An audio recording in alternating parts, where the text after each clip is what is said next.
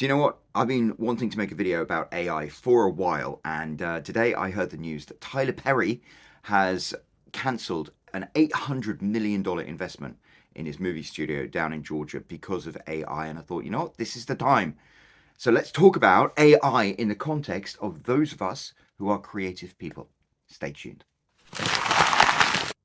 Hey guys, it's me. I haven't made a video for a hot minute, but I kind of feel like I have to make this one. I heard some news today that kind of left me a bit shook. So Tyler Perry announced that he was cancelling an $800 million investment that he was going to make in his film studios in Atlanta, Georgia. And if you're not familiar with Tyler Perry, he is an African-American filmmaker and writer and playwright. He's most famous, I think, for his Medea character, where he gets dressed up as this elderly African-American woman and gets up to all sorts of shenanigans.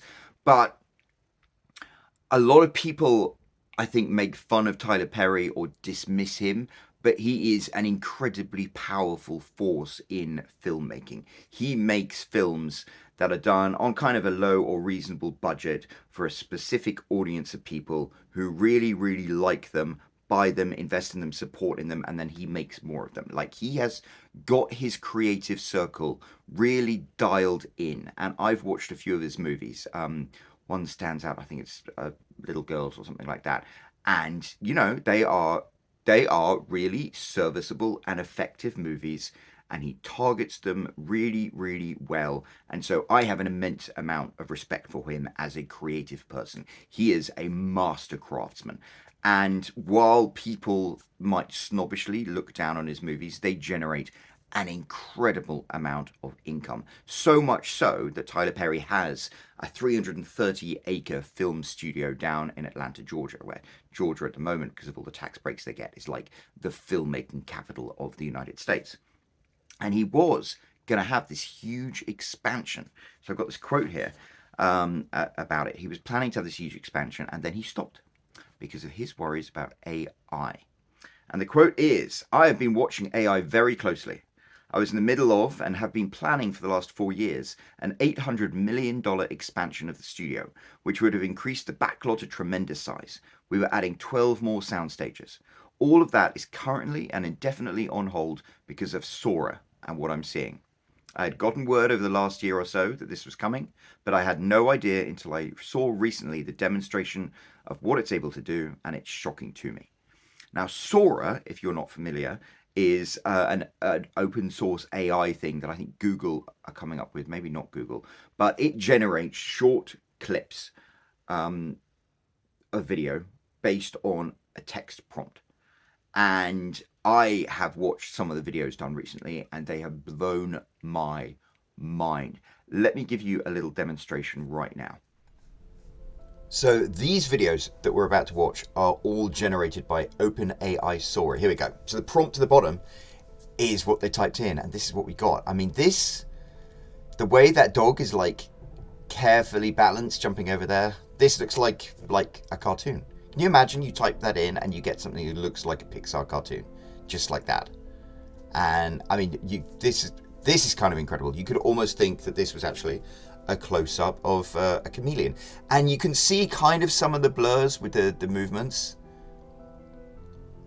I mean, to me, the only reason I wouldn't think this is real is because when do you see a dog? Oh, look, the seagull disappeared. So the seagull went past the pole and it disappeared. This, you know, I could believe this was real. The way the cat brushes past the leaves, and the way the cat's eyes are large, it's hunting. Santorini in Greece. I mean, this is incredible. Look at this. This looks like Santorini with the iconic white buildings, the blue roofs. This is kind of interesting. I would say you can tell this is computer animated because the forklift truck, as it goes along, look, it rolls over those things and suddenly they reappear. This again looks like something from a Pixar movie. So you already have like the suspension of disbelief in your head.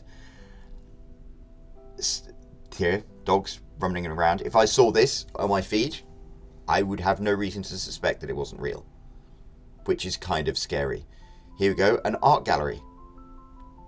I mean, this is what I'm talking about. None of these pictures in this art gallery are real, and yet it looks like an art gallery. And that's, yeah, here we go.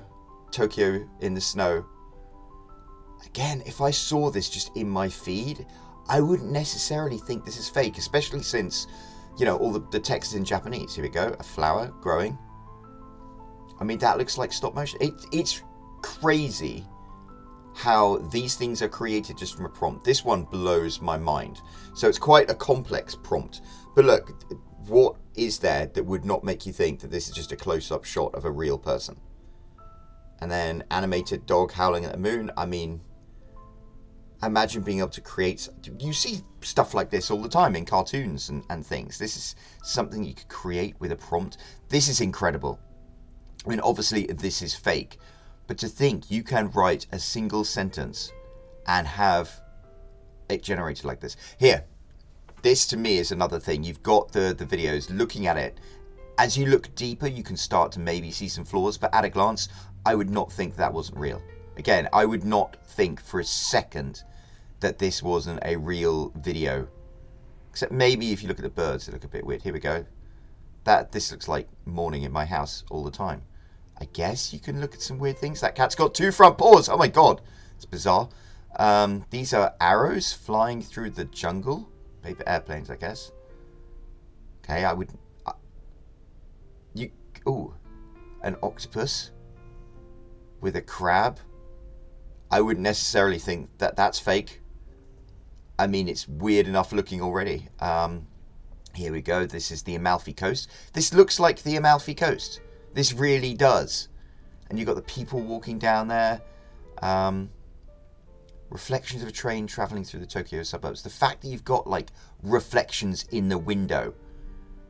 That's bizarre. Here we go. Another animated thing. I think this is where it's really going to shine. Because if you already have the suspension of disbelief with animated stuff. Here we go. I think something like this, again, kind of, you can tell because some of the things on the television look artificially generated. They're not real stuff. This is something else that's just, you know, corporate animation for whatever purpose they have. Lagos, Nigeria in the year 2056. So it's kind of crazy. These look like real people. A kangaroo doing dancing. This looks like that film I took my kids to go and see, Sing or whatever, with a little koala. Yeah. I mean, this...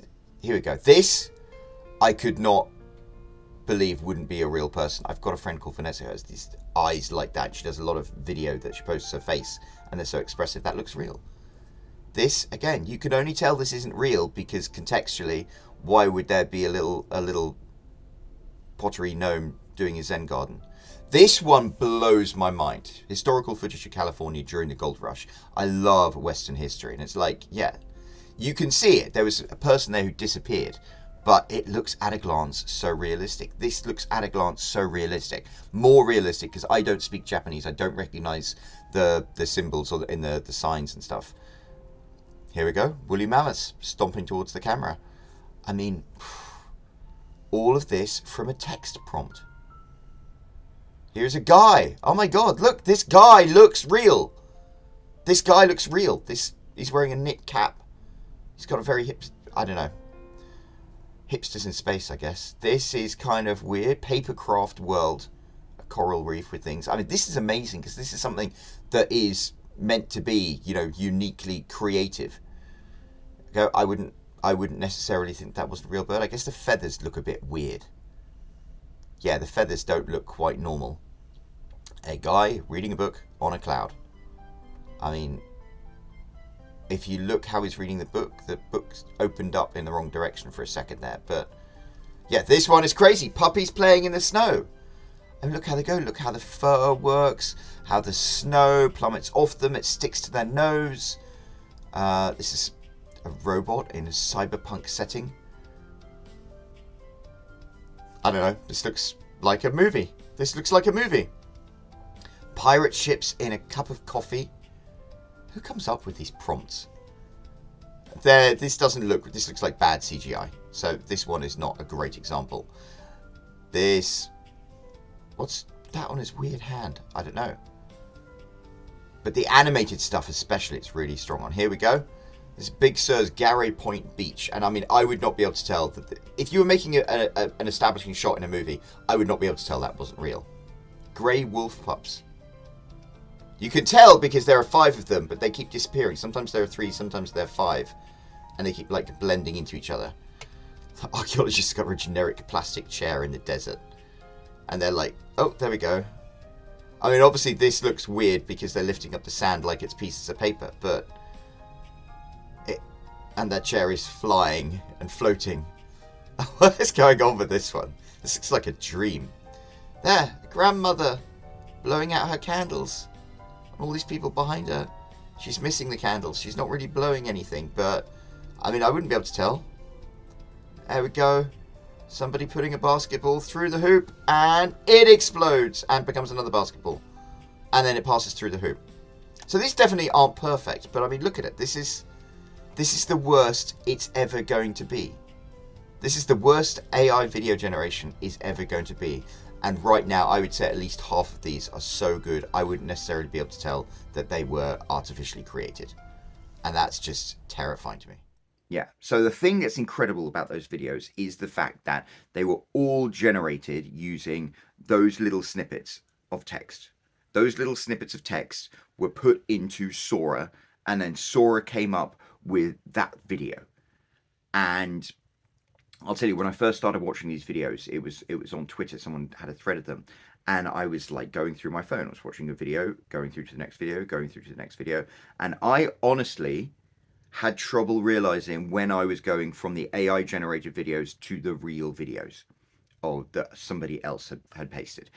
It's pretty incredible. I mean, you look at some of those, and the fact that this is the worst that the AI generated video is going to get should be filling you with a lot of concern right now, because some of those video clips, especially like the one of the Formula One racing, it's like I would not at a glance be able to tell the difference between that and real footage from a Formula One car. And this is going to change everything. And I can completely understand why Tyler Perry is suddenly like, whoa, let's stop on this investment. Because think of it, if you are a filmmaker or a producer and you have access to a tool like this, that you can put in a prompt and it can generate something like that, that could be amazing. I mean, imagine you are making a TV show like Law and Order. You know, Law and Order is an American institution, all filmed in New York. Let's say you were making an episode of that and you wanted to open up with the scene of New York City in the rain. Then you can just type in to Sora, panning shot of New York City in the rain, and it would generate something that is good enough to be on television. And then if you wanted to, you could have New York City in the rain in 1930, and it would generate something that kind of looks like 1930 that is good enough for television. This is the thing that gets me. It's like what is generated is not perfect, but we have reached a stage already today in which it's good enough for television. And so if you want to have establishing shots, you could definitely do that. Think of VFX. This is the thing that's wild. I've been really into studying VFX, and I've been really into studying what Disney is doing specifically. They have this wonderful thing called, was it not The Expanse? It's a studio where they have a huge LED screen behind the actors, and the LED screen will project a fake background that is created in the Unreal Engine. And you can have your cameras there, and as your cameras pan, they're tied into a computer which can then pan the background. So you can have real life actors standing there with this incredibly vivid, realistic background behind them that has the right lighting and the right effects on there. So it eliminates the need for green screen. It eliminates the need to go on location. You can create these incredible VFX locations and just have them there and film it there. That already revolutionized filmmaking. And then just imagine if you didn't even need to have the engineers who create these virtual worlds in Unreal. You could just type in a prompt, have like the Mandalorian ship flying through a valley. You just type the Mandalorian ship flying through a valley. Bonk. Press that button. It's generated. I mean, this is going to disrupt the filmmaking industry like you would not believe. And in some ways, I'm kind of excited because it will disrupt it in a positive way. So you could have some wanker like me who has access to this, who could pretty much make his own, TV show using video that's created on this prompt. But at the same time, it means there are people whose careers have been, taking a video camera to a city to shoot B-roll footage of establishing shots and then sell them to a company. There are VFX artists who like painstakingly do these incredible effects, and then what they do over the course of hundreds of hours, having to have learned an incredible amount to be able to operate Unreal effectively. Yeah, their work can be replaced in a couple of seconds and a key press. It's mind-boggling to me, and it's disturbing to me because the one thing about having human beings involved in all this stuff is human beings come with their human consciousness and their human understanding of context. And whatever you generate using AI lacks any context except that which you give it. And I don't know if you heard the stories of Google's AI where people were typing in, like, generate a picture of the founding father, and the founding father would be black.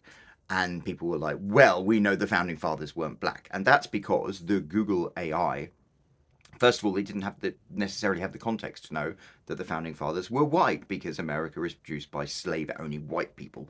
But also the fact that human beings had put in there, like, a desire to create diversity and inclusion. And so the AI would generate images that were artificially prompted to include diverse people where they weren't contextually appropriate.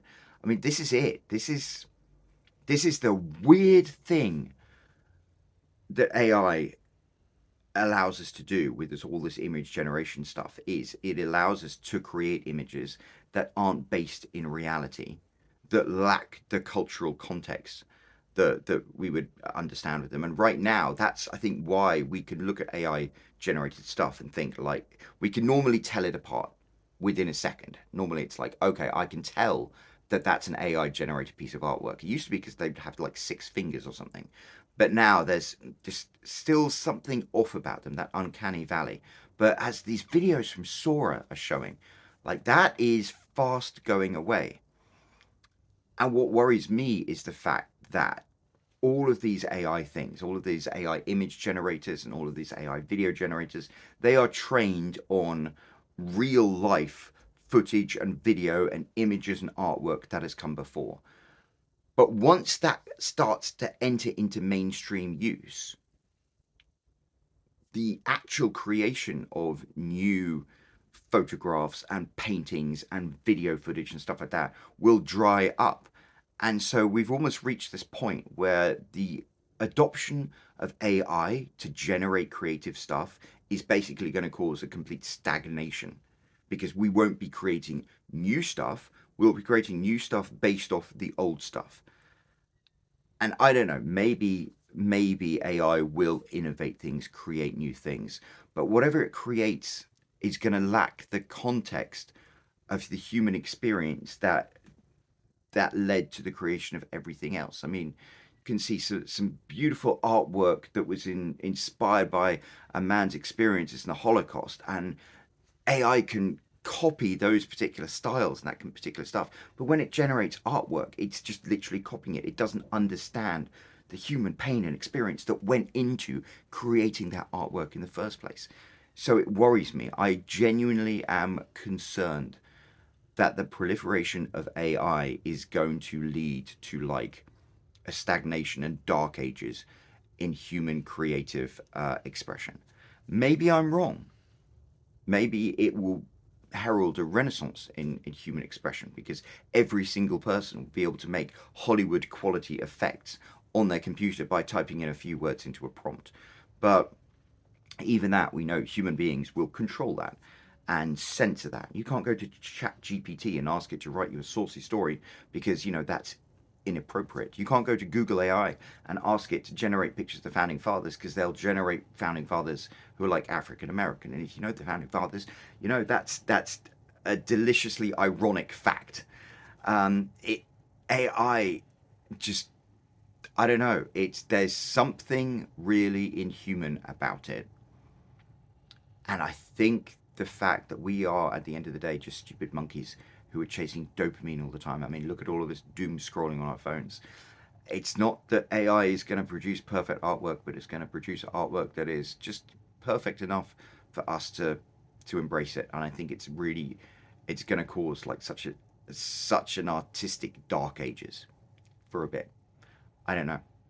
There are people who come up with this theory that civilizations throughout the universe, they've all, I mean, we are not alone in the universe. That would be incomprehensible.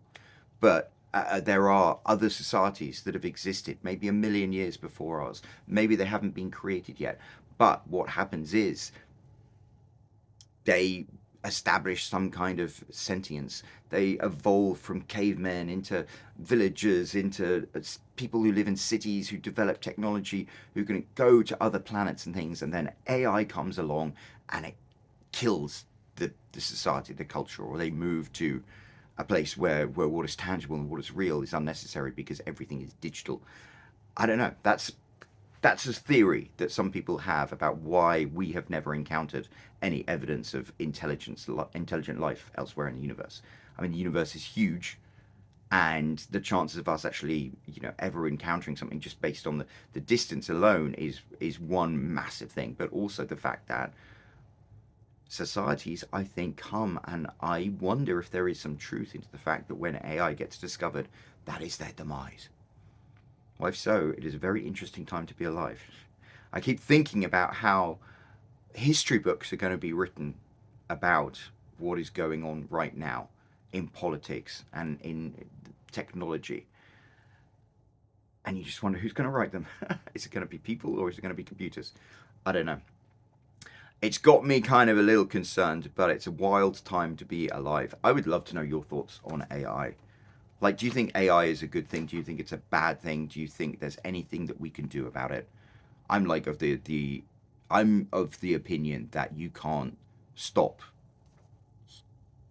the advancement of technology. Like, that is something that will always continue. You can be like a Luddite and throw your tools into the machines, but at the end of the day, technology always wins. I'm just like, we human beings, we clever monkeys, are about to create our own obsolescence. So there we go. I'd love to know your opinions. Drop me a message down below and we'll chat about it. So until then, I'll come back with another video very soon, and hopefully it'll be about something a little more positive.